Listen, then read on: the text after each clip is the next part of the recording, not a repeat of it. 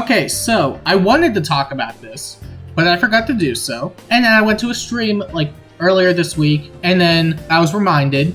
So here we are. This is what we're going to talk about for today. 10 amazing units you could use on your Dark Defense now because Emblem enables so much garbage. And by the way, this isn't ordered by any means, so take it for what you will. Kicking us off, we have Gatekeeper. The thing with Emblem is that because she shuts down pretty much most things enemy phase in Light Season, one of the few surviving tactics that you could use that isn't just Vantage, which is already very volatile because if anybody brings Hardy Bearing or Water Sweep or Wind Sweep, it's over anyway, is Gale Force. And because we're going to be potentially seeing a rise in Gale Force strategies, there's a lot more demand for guard effects on defense, because if you could shut down any sort of Wings of Mercy or just Gale Force procs in general, then you're more than likely going to be really good to go.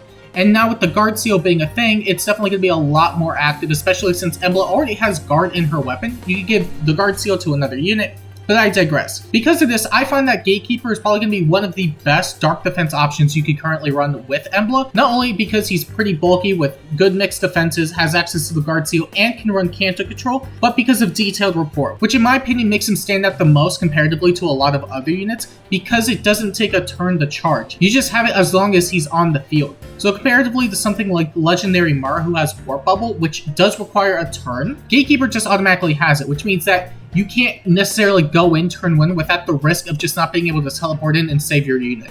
Which also comes in mind with hit and run strategies, which means that if you can't necessarily Gale Force and charge up Wings of Mercy beaconing, then the next best option is hit and run strategies, which he could also shut down because he's an infantry. So while it might be a bit expensive to get Canto Control for him, I would argue that he's probably one of the most valuable Dark Defense units with Emblem, because he shuts down a lot of player phase strategies, and with Emblem in tow, there's not much the enemy could really do without just having the right unit to brute force it. Then we have Wallheart, and in my opinion, Wallheart was definitely one of those mixed units that definitely had the potential to work, but definitely struggled on a lot of fronts because of near saves and just saves in general being so prominent, and because of how common saves were, and probably still are to this day, although more so far saves than near saves. A lot of his issues just mainly became just the flash effect, because if you just had a near save nearby, his flash effect wouldn't really do anything. Even if it could target multiple foes, the issue is that it was only within 4 spaces. So with near saves just basically becoming moot in Dark Season, he can take full advantage of his flash effect now, which is super beneficial.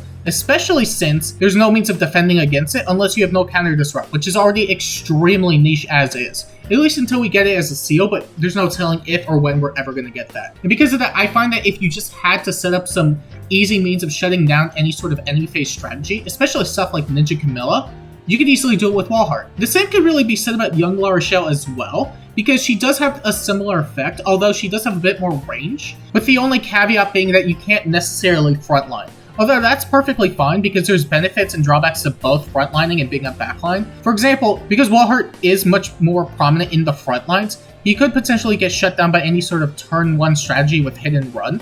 So anything of the sort like that could easily shut down Wallheart, whereas young Rochelle could backline, but there's a good chance that she may not necessarily reach as easily, depending on where you position her. So it really just boils down to opportunity cost, but I find that both of them are equally just as viable, mainly because, again, just it comes down to positioning and just overall combat prowess. However, if you want somebody that doesn't necessarily inflict flash during combat, but has the fire sweep effect, Springdale Theater is the way to go. She does heavily rely on visible buffs and or debuffs on the foe, although the latter is going to be much more accessible, mainly because giving herself visible buffs can easily be shut down by the likes of Panic and all that. And while it's possible that units have some sort of ability to disable penalties, whether that's through their own skills or support, it's not going to be nearly as common in my opinion, which is why if you want something that just has a lot more combat potential, Springdale Theater is going to be a lot better than the other two. However, it is worth mentioning that the other two are a lot more consistent in just their flash effects overall, whereas Springdale Theater does have to make a stat check, which is perfectly fine. But again, that all just comes down again to opportunity costs. And with the added benefit of Springdale Theater being able to just hit way harder, you may want something that just has a lot more offensive capabilities. Still, it all depends on just what you're looking for in your defense, and when it comes to just flash effects or fire sweep effects in general, these three are going to be super, super good. Other than that, you have Pence, who is mainly going to be here because of his Tome of Reglay and access to Special Spiral 4. Special Spiral 4, I'm going to go over those in a second, but Special Spiral 4 overall is a really beneficial addition to defenses in general because you can just pierce through so much damage reduction in general if you are able to get through guard effects, which you're more than likely going to be able to a lot more often because there's no longer that risk of savior protection. It's also worth mentioning that he does hit a bit harder than the legendary Byleth, and that can actually be really beneficial, not only because he's more likely to get kills, but also because Pence isn't a legendary, meaning that he has way more flexibility on Aetherite's defense team. So even in the scenario where you lose, you're not giving up as many stats for it. And really the only caveat I can think of is just giving up the B slot for Special Spiral, but I feel like that's a bit more inconsequential because otherwise you'd just be running something like Lull or Wind Sweep or Water Sweep, which could already be worked around anyway, especially since you can't necessarily prepare for a lot of enemy phase strategies with Wind Sweep or Water Sweep by themselves. But speaking of Spiral 4 units, I think a lot more ranged units in general are going to be a lot more viable in Aetherite's defense. This isn't necessarily a best all unit per se, although there are definitely some standouts like Brave Lysithea with Special Spiral 4 because she's going to hit absurdly hard, but you can relatively make do with so much on a catchable with Special Spiral 4 because you're able to attack twice, and even if the foe is faster, it wouldn't matter anyway because you're able to negate any sort of damage reduction properties they may otherwise have. And for what it's worth, I think it's also worth bringing up Young Innis, who does function relatively well in the same mannerism and doesn't necessarily need Special Spiral 4, but you could always grab other units with more competitive PRFs that either hit harder or have brave attacks or whatever the case may be, depending on what you want to use, and you don't necessarily have to be latched to a Catria Ball, although that's probably going to be the most effective. Young Innis does have the benefit of running tempo because he doesn't have to give up his B slot for Special Spiral 4, but overall I find that Spiral 4 units in general are going to be really beneficial. And before continuing on with just player phase heavy units, I do want to bring mention to Tanabaton and Respite users, mainly the armors, because as I mentioned earlier, shutting down Gale Force strategies is going to be super helpful going forward, especially since it's one of the few options for countering stuff in Dark Season. So if you're able to inflict guard on the foe during combat, then you can easily shut down stuff like Gale Force. You could try for what you want, but the problem with what you want in particular is that you do need to initiate combat or attack so that you are able to inflict guard after combat. However, with Tanabaton, you just have it, and it works for allies within 2 spaces. So even if you aren't necessarily initiating combat with the weapon, you can still inflict guard on the foe, which is really beneficial. And as such, I would highly recommend, if you could fit it, just some sort of near save or far save armor with Tanabaton in tow. It will depend on what you're looking for because Gale Force is more predominantly melee oriented. However, you do have occasional units that can Gale Force from range, but the issue is mainly just going to boil down to survivability because ranged units have a lot more accessibility to stuff that could pierce through damage reduction and just armors in general. But you also have readily available units like Valentine's Lissa, who can be used really effectively because their mix bulk is super good. And really the only way you're going to be able to bypass this stuff is with tempo or some sort of breath effect, which you can use, but it's going to be way less common until they start implementing it more. And then for 3 other standout units, you have Lewin, Kemp, and Makoto. Lewin being infantry and speedy with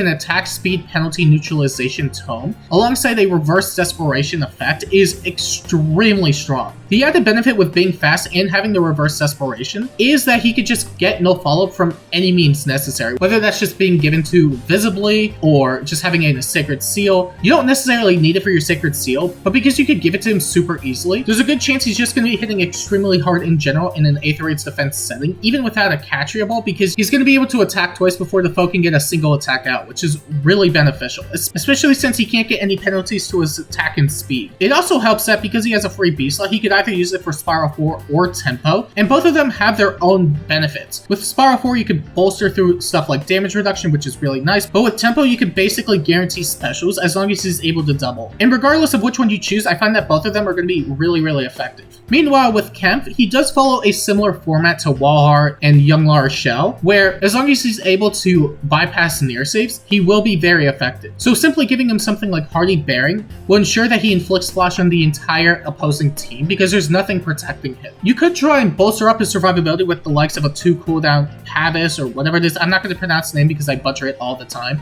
And with Deflect Melee, he should be able to go, although there's always means around that. Still, as long as you are able to get the flash effect off with Venom Edge, you're going to be doing really well in general, and can benefit your team overall, as long as they are able to get in range of these foes, which should be easy enough to do. You could potentially try something like Lunge, or even Defense Res Smoke with Hidden Run, so that way the foes can just swoop in if they are able to reach Kemp. And then with Makoto, it's pretty much the same thing. She has flash effect with Kanto control in her weapon, meaning that she is a lot more manageable in terms of building, assuming you could get her. And because of her infantry status and her flash effect from her weapon, she's able to run a lot more supportive capabilities than a lot of other units with Kanto control themselves. So for example, if you wanted to make her supportive, you could give her something like infantry no follow, or any joint drive, or whatever the case may be, and then stack up her HP and try and run sudden panic. If you just want to make her a pure support unit, it's very, very beneficial in that regard. But if you do want to make her more combative, she does have the open C slot for Oath 4s, which can allow her to teleport in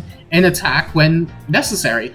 And the benefit to being a save is that she can also bypass stuff like Deflect Magic if that ever becomes a thing she has to run into. And overall, I think she's a really solid addition. Even with Kanto control in the C slot, she does have a lot more flexibility with her skill inheritance. And in my opinion, these are some of the best units you can keep an eye out for, because assuming they aren't just going to roll out any sort of just neutralize Emblem's effects skill or whatever, these units are going to be really, really strong on Dark Defense going forward. And I assume a lot of people really built up Wallheart because he's very popular in general, especially for free-to-play standards. So if you do have him, I would highly recommend slapping him on your defense if you have Emblem. But these are just some of the units I think were standout in my opinion. Do you have any other ones that come to mind? Let me know down below. And if you want to see more videos like this, make sure to like and subscribe. And until next time, I'll see you later.